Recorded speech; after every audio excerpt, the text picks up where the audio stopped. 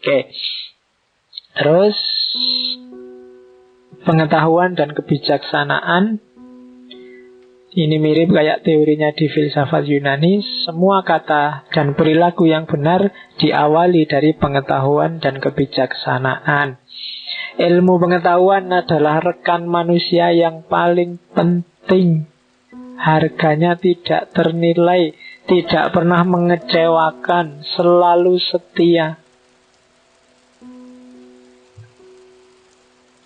Dan tidak ada satupun kerugian dan tidak pernah ada cerita orang yang merasa rugi, merasa sia-sia ketika dia dapat ilmu pengetahuan. Pengetahuan itu khairu jalis, teman duduk yang paling enak, teman hidup yang paling setia. Ilmu tidak pernah mengkhianatimu. Pengetahuan tidak pernah curang padamu. Dia selalu bantu. Semakin banyak pengetahuanmu, semakin banyak pengawalmu, semakin banyak bodyguardmu. Semakin banyak pengetahuanmu, semakin banyak yang kamu taklukkan. Maka jangan jemu-jemu setiap momen, jadikan momen untuk belajar. Tidak harus nunggu ngaji, tidak harus nunggu kuliah. Sambil nongkrong di angkringan, sambil ngerokok pagi hari, sambil di kamar mandi pagi-pagi itu tidak apa-apa. Ada nggak yang ke kamar mandi, ke WC sambil bawa buku? Ngerokok ya mesti. Saya dulu sering, sekarang kadang-kadang. Gak apa-apa kan, di kamar mandi itu lama aktivitasnya. Sambil baca-baca komik apa, baca apa kan gak masalah. Jadi teman terbaik itu buku. Kalau kamu lagi nongkrong, lagi gak ada apa-apa kan, pengetahuan ditambah. Kalau gak bawa buku, ya belajar dari lingkungan sekeliling. Karena setiap momen itu momen untuk nambah wawasan, nambah pengetahuan. Lagi sendirian, nongkrong, nggak ada pacar, di sana ada orang pacaran, ya belajar. Oh kayak gitu. Loh iyalah kan belajar. Meskipun nggak pacaran tapi ngerti teorinya pacaran, kamu belajar langsung. Observasi partisipan. Oh, kayak gitu pacaran. Oke, lu kan ilmu, nggak ada salahnya, nggak apa-apa. Oke. Dosa. Apa sih dosa itu? Semua jalan pikiran yang tidak murni, perilaku yang tidak bersih, dan kata-kata yang tidak suci, asalnya adalah dari pengetahuan dan kebijaksanaan yang dangkal. Sumber utama dosa, sumber utama keliru dan khilaf itu karena kurangnya pengetahuan. Maka apapun dosa yang kamu lakukan, jangan sekali-sekali menghakimi orang lain. Selidiki dirimu sendiri. Karena mungkin banyak keburukan-keburukanmu yang memalukan. Jangan sibuk nyari dosanya orang lain, wong dosamu sendiri juga banyak. Jadi introspeksi diri kuncinya. Terus apa sih yang batasan dosa dan tidak dosa itu? Antara lain, ngasih contoh, kalau di Avesta, jangan kau sakiti seekor semut yang sedang bekerja keras mengangkat sebutir gandum demi melanjutkan kehidupannya. Karena ia pun memiliki kehidupan, dan kehidupan itu amatlah manis bagi kita semua. Ini contoh agar kita tidak iseng. Banyak perbuatan yang menurut kita netral, bagi Zoroaster itu dosa loh. Kamu jalan misalnya di taman, tiba-tiba tanganmu usil, ada daun dipanggil den. Gak ada, iseng aja sih, nyabut-nyabut daun, nyabut itu bagi Zoroaster dosa. Gunanya apa?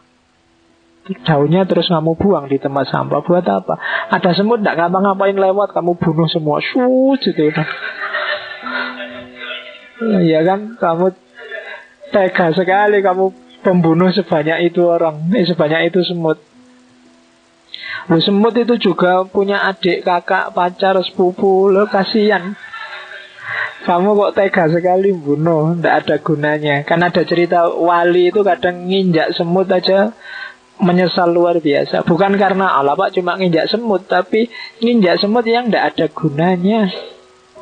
Ya kalau semutnya kamu lagi enak-enak ngopi, semutnya ngerubung terus mbak usir semua, ya tidak masalah, itu kan ada tujuannya. Tapi kadang-kadang semutnya nggak ngapa-ngapain, dia sudah jalan di pojok sana itu, dia minggir-minggir, kamu masih ngejar aja, usil. Kamu bersihin semua. Nah kan yang kayak gitu, itu yang bisa kayak gitu cuma manusia. Senengnya dewe. Oke, kadang-kadang kan gitu, sama semut lah, sama coro lah, sama cecek lah, sama apalah, kadang-kadang kamu usil kayak gitu kan. Oke, dan itu dosa katanya Zoroaster. Tidak ada gunanya kok. Kecuali ada gunanya, mungkin kamu mau bikin rempeyek semut apa-apa, ya tidak apa-apa, dibunuhi terus digoreng, ya tidak masalah. Kalau nggak ada ya jangan, nggak ada gunanya, tidak harus iseng. Iman, ya, iman itu kehidupan kehilangan gairah. Kalau seseorang kehilangan iman, kehilangan kepercayaan, sepinter apapun dirimu, hidupmu itu bergantung pada kepercayaan demi kepercayaan. Apapun kepintaranmu. Kenapa saya minum? Karena saya percaya bahwa setelah minum hausku hilang.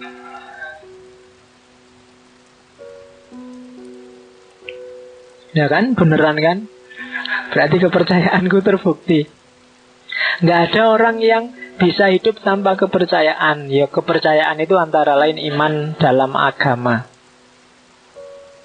Tidak ada orang hidup tanpa akidah, apapun akidahnya, seateis apapun orangnya. Begitu kamu tidak punya kepercayaan, hidupmu akan kehilangan gairah. Kenapa sih mati-matian kamu kerja? Karena kamu percaya begitu kamu kerja, kamu dapat hasil, hidupmu bahagia. Itu kan percaya. Meskipun ada orang yang sudah kerja, hidupnya masih sumpek. Kenapa sih kok kamu dadak kawin? Eman-eman loh uangmu, nanti dikasihkan istrimu. Mbok, sudahlah, kalau sekedar pingin itu, mbok kamu jajan aja misalnya. Ya kan sama aja, kamu nggak habis banyak. Cuma kenapa kamu nikah? Karena kamu percaya hidupmu lebih tenang dengan nikah. Iman, kepercayaan.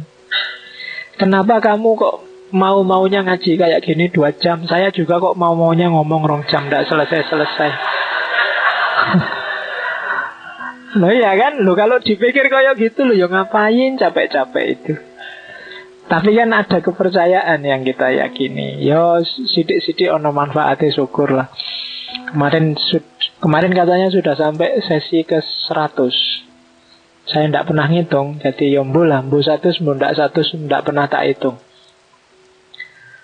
Berarti sekarang 101. Saya tidak tahu. Yuk, seandainya setiap kali sesi kamu dapat satu aja wawasan, satu aja hikmah, satu aja kebijaksanaan, berarti sekarang kamu bisa punya 100 kebijaksanaan. Oh, sudah jadi wali kamu. 100 itu sampo itu. Oke, terus kerja.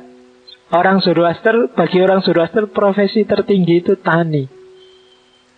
Pertanian adalah pekerjaan yang paling agung karena sifatnya selalu kreatif dan produktif. Kalau PNS mogok tidak masalah, pedagang mogok tidak masalah. Kalau petani mogok kamu tidak makan. Nomor 1 profesi itu tani. Maka jangan diketawain, jangan disepelekan orang tuamu. Saya tidak tahu di ruangan ini semoga masih ada yang bercita-cita jadi petani. Saya tidak tahu masih ada apa enggak ya. Saya siap Pak, tani pokoknya Pak. Meskipun lulus S3 saya ingin tani Pak. Nah, ada enggak yang masih gitu? Kalau masih ada bagus. Sektor-sektor kreatif dan produktif katanya Zoroaster. Kamu yang menopang kehidupan manusia, itu tani. Ya tani bisa dikiaskan dengan ternak dan yang sejenis itu, yang menyediain kebutuhan dasar manusia. Manusia dilahirkan agar bekerja dan sejahtera, bukan untuk berleha-leha dan berkarat. Itu bukan dari saya loh, berkarat. Memang terjemahannya begitu. Kalau kamu males, hati-hati lama-lama kamu karaten. Iya, nek basa Jawane tayengen itu. Jadi yang semula warnamu putih, nanti warnamu jadi coklat jelek. Nggak kepake. Karaten itu harganya jatuh sudah. Jadi hati-hati, jangan sampai kamu berkarat. Jadi termasuk yang lama jomblo, hati-hati kamu berkarat besok.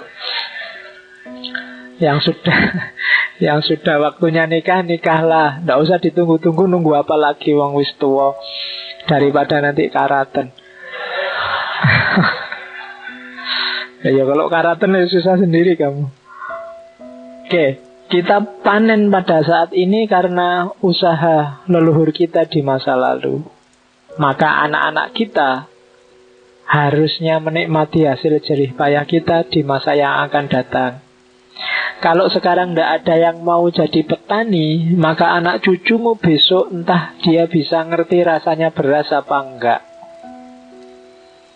Kalau nggak ada yang mau jadi tani, anak cucumu besok jangan-jangan makannya burger sama ayam goreng saja, tidak ada nasinya. Jadi nanamlah sekarang. Ya sebenarnya maksudnya nanam apa saja, berkarya apa saja untuk dinikmati anak cucumu besok. Jadi manfaatnya kerja itu eksistensial dan sekaligus futuristik. Eksistensial karena fitrahnya manusia itu kerja. Kayak katanya Karl Marx, eksisnya manusia itu karena dia kerja, kreatif, dan berkarya. Maka dia eksis. Dan yang kedua, karena yang diwariskan pada anak cucunya. Maka kerja jadi penting. Waktu adalah milik manusia yang paling berharga. Waktu adalah kehidupan itu sendiri. Waktu tidak bisa dipinjam, tidak bisa dibeli. Waktu yang kau sia-siakan adalah kehidupan yang kau mubazirkan. Waktu yang kau pergunakan sebaik-baiknya adalah kehidupanmu yang terbaik.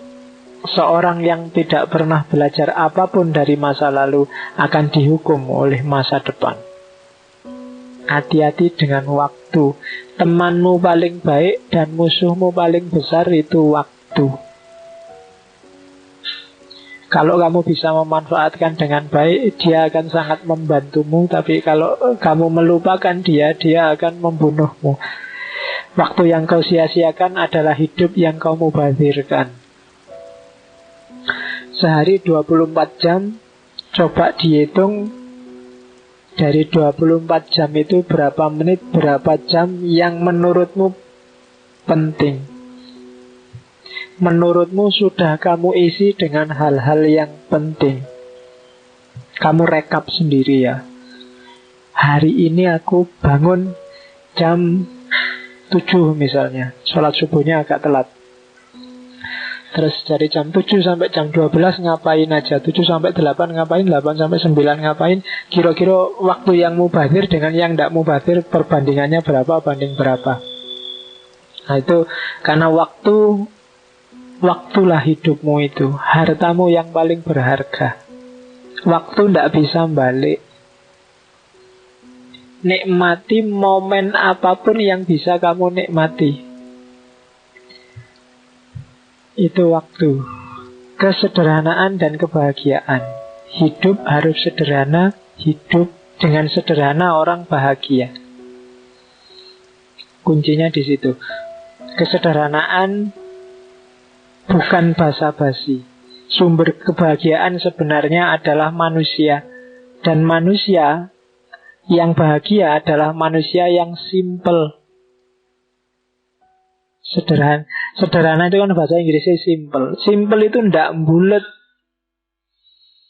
tidak terlalu banyak teori, tidak terlalu banyak konsep, tidak terlalu banyak rancangan. Hidup normal saja apa adanya, orang akan bahagia.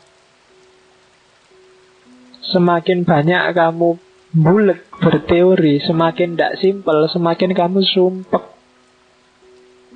Maka hiduplah yang simpel-simpel saja. Lapar ya makan, kan gitu. Haus ya minum, ngantuk ya tidur. Normal aja. Ngaji kayak gini ngantuk, nggak usah ditahan-tahan. Wong normal ya tidur aja, nggak apa-apa. Iya kan? Boyong ngantuk kan memang obatnya tidur. Simple. Semakin kamu bertahan, semakin kamu tidak bahagia. Loh iya loh. Kamu nahan ngantuk kan gak bahagia, itu mati-matian teklak tekluk. Waduh, susah. Coba kamu simpel aja, nyari sendenan terus merem, alhamdulillah bahagia. Simpel aja. Kalau ada yang marah kamu kok tidur, lah yo ngantuk. Ya kan? Sederhana implikasinya bahagia. Yang bikin kita gak bahagia itu kita terlalu jelimet memahami kehidupan ini. Terlalu rumit, terlalu ruwet. Nah, jadi simple aja. Oke. Terus kehormatan diri. Yalah. Jadi derajat kehormatan diri. Kalau tadi harta paling berharga itu waktu, kehormatan adalah harga yang tidak bisa dinilai. Jangan ditukar dengan apapun. Itu kehormatan. Kamu boleh miskin, boleh dianggap bodoh, boleh IP-nya jelek, tapi tetap harus terhormat.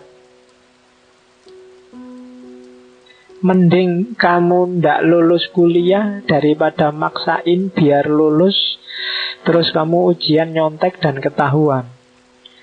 Karena kehormatanmu jatuh. Hindari hal-hal yang bisa menjatuhkan derajat kehormatan dirimu. Begitu kehormatanmu jatuh, pasti kamu tidak bahagia. Oke, terakhir, filantropi. Filantropi itu perilaku keseharian berhadapan dengan manusia yang lain. Kerajaan Ahurmas adalah bagi mereka yang membantu orang miskin. Lupakan dirimu, kenali Tuhan di setiap makhluk dan segala benda. Seorang dapat terbang tinggi, lebih tinggi dari malaikat, atau lebih rendah daripada lumpur. Ya kan? Ahsanu taqwim atau asfala safilin. Oleh karena itu, pertahankan nama baikmu. Jadi muslim yang baik, muslim yang soleh. Berpikirlah sendiri dan jangan melalui orang lain.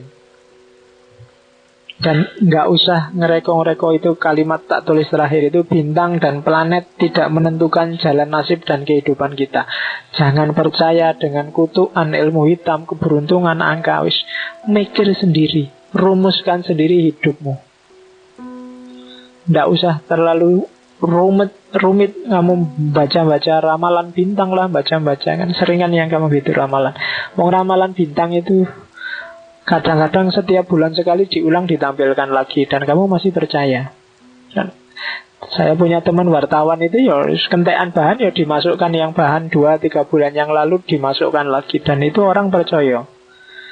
Kalau kamu ingin ngerti bagaimana triknya ramalan bintang itu ya, sebelum kamu baca isi ramalan ya tutuplah tutuplah judulnya yang Taurus, Pisces itu tutupan. Terus usahakan kamu tidak ngerti itu bagian apa, bacalah isinya. Nanti kan semuanya kayaknya cocok sama hidupmu. Coba aja. Tidak usah kamu cek kamu yang bintang apa, tutup dulu itu judul-judulnya, Taurusnya, Capricornnya. Terus kamu bacaan isinya satu-satu. Itu kamu merasa, oh ini ya cocok, ini ya cocok. Nanti ini mesti banyak yang cocok. Karena yang isinya general, umum. Minggu ini hati-hati dengan keuangan. Ya kan?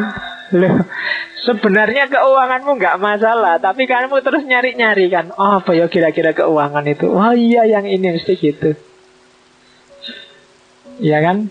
Ingat-ingat, tiap hari dia senyum, kelihatannya ada maksud nih. Ah, itu kan kamu, wah itu jangan-jangan jatuh cinta ini kan gitu. Itu ramalan. Maka udahlah, nggak harus percaya. Ngeramal itu gampang. Kalau kamu ditanya orang ngeramal, misalnya, Mas, kira-kira saya gimana, Mas? Oh, kelihatannya kamu pernah punya salah ya. Ya mesti, wahai, mana ada orang tidak punya salah. Iya kan? Lah, itu cara paling gampang itu. Kamu mesti pernah punya salah ini, hati-hati loh. Kamu salah itu bisa gampang, cari rumus-rumus kayak gitu dan banyak. Kamu bisa jadi peramal hanya dengan gara-gara. Kadang orang begitu digituin dia cerita sendiri, baru kamu bisa masuk. Maka katanya Abraham Masad, adalah nggak usah percaya yang gitu-gitu, mikir sendiri, mandiri. Hidup ini wong keputusan kita sendiri, kok kita bebas milih. Oke, sudah agak lewat 1 menit, jam 10. Itulah Zoroaster, Zarathustra, yang diidolakan oleh Nietzsche karena kebebasan berpikirnya. Monoteisme tertua. Paling tidak malam ini kamu kenal lah yang selama ini gelap sama sekali. Hanya kamu anggap dia sebagai agama musyrik yang menyembah api. Sebenarnya inti-inti ajarannya mirip-mirip saja. Setelah kita passing over ke sana, kita kembali ke Islam kita kan lebih segar.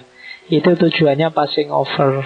Oh iya ya, mungkin sumbernya memang sumber yang sama, hanya saja oleh para penerus dan pengikutnya terjadi deviasi-deviasi. Sama kayak minggu depan ketika kita ngomong Isa. Tidak ada satupun yang salah yang diomongkan oleh Isa, oleh Yesus. Tapi nanti beberapa pengikutnya yang agak keterlaluan dalam tanda petik melakukan deviasi-deviasi, sehingga menurut kita terus terjadi penyimpangan. Tapi minggu depan tetap kita tidak akan ngomong teologinya. Ketika kita ngomong Yesus, kita lihat poin-poin kayak ini tadi. Apa sih yang dibawa oleh Yesus? Nabi Zarathustra sudah, minggu depan kita Nabi Isa, terus Nabi Krishna dan Nabi Semar. Yos. Oke. Yalah, percaya orang percaya ya wis. Saya akhiri sekian. Insya Allah ketemu lagi minggu depan. Wallahul muwafiq, wallahu a'lam bishawab, wal afu minkum, wassalamualaikum warahmatullahi wabarakatuh.